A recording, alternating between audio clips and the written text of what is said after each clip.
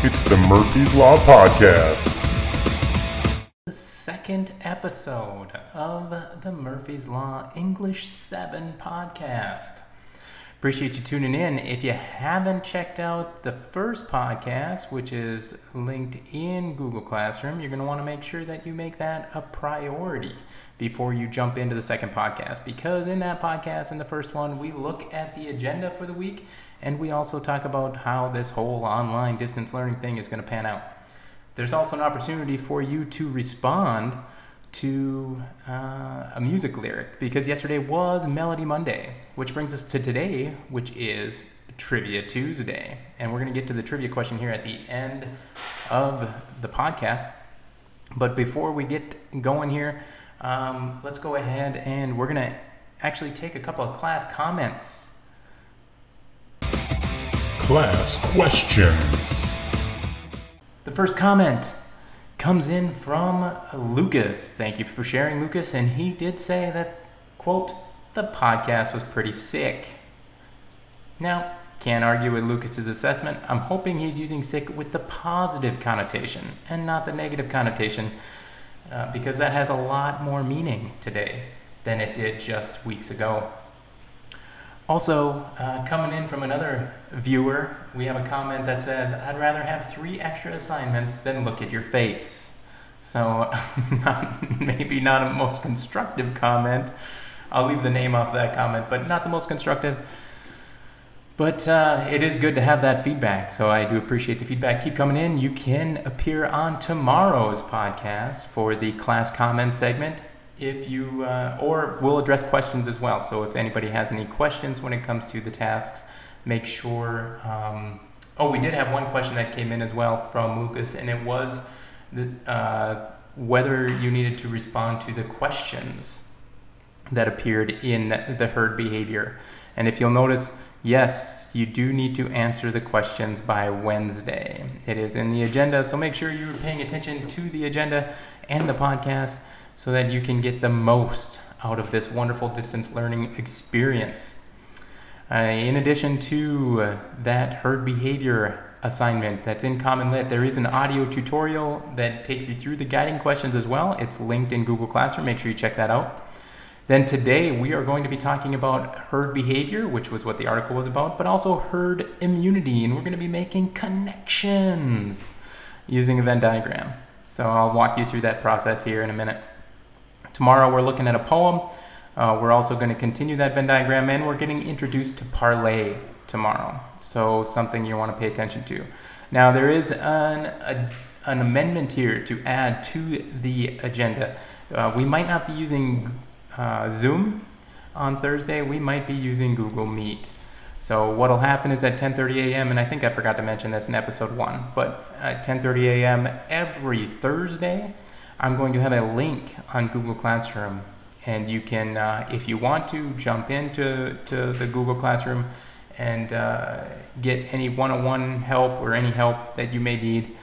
We can kind of work through that, and I'm able to see your computer screen, you can see mine, and we can work through any help that you may need. That's going to be once a week at 10:30 a.m. on Google Meet. And we're going to continue the parlay discussion on Thursday and Friday, and also that Venn diagram that we are talking about today. So let's get to today's assignment. Assignment awareness.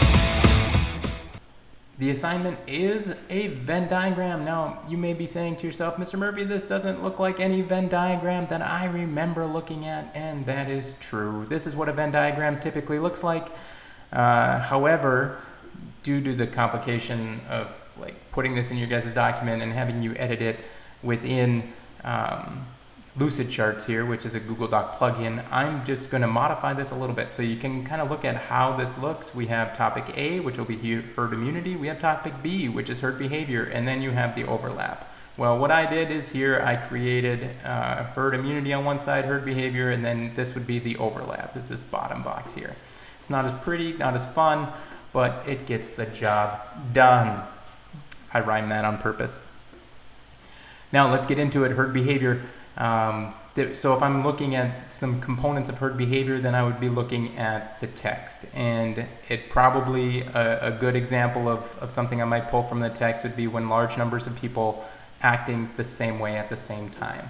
So what I could put in here is one area of herd behavior is when a lot of people do the same thing at the same time. Now, for herd immunity, what I've done is, this is a new term, might be a new term for a lot of you, and it's a timely term because it's come up a lot recently in the news. So what I did was I linked to this site here from the College of Physicians of Philadelphia, and it kind of explains herd immunity when it comes to vaccinations. And so what it does is it talks about a contagious disease and how many members are infected. So because they lack immunity against the disease. So herd immunity is that idea of people developing immunity, whether it's being exposed to the virus or having, so you get a lot of people that get infected and get sick. But with herd immunity, you have people that are exposed to the virus in a safe manner, and so they develop that immunity to it, and then it helps other people from, and the less of the population then eventually gets sick. Whereas if herd immunity is unsuccessful, then you have members of the population that are most susceptible getting sick, as well as the majority of the population.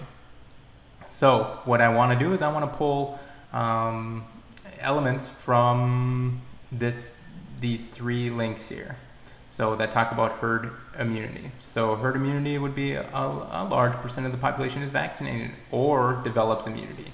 So it doesn't necessarily need to revolve around vaccinations. That's just what that site talks about.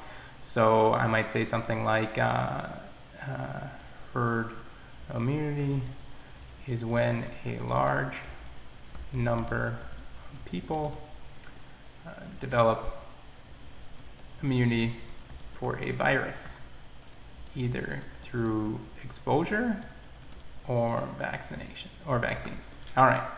So now, and you'll come up with a couple more. And what I would like you to have is,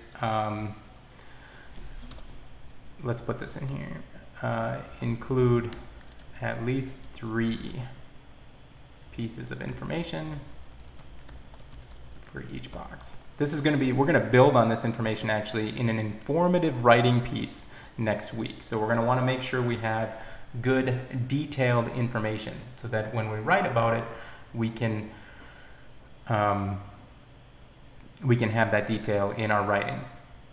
So similarities, both heard, and make sure you're typing incomplete sentences so that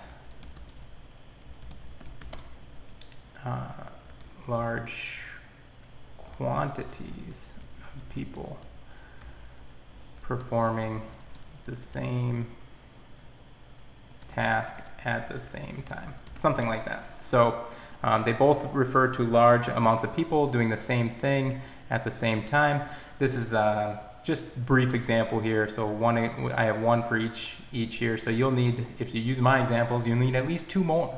If you don't use my examples, then you'll need 3 for each box. That's going to help you in your informative writing next week. And this is going to be due on Friday. So you're going to want to make sure you have 3 comments in each box and you submit your herd Venn diagram. That's herd without the A. If you heard a Venn diagram, then we may need to seek medical advice. So moving on then, we are going to go to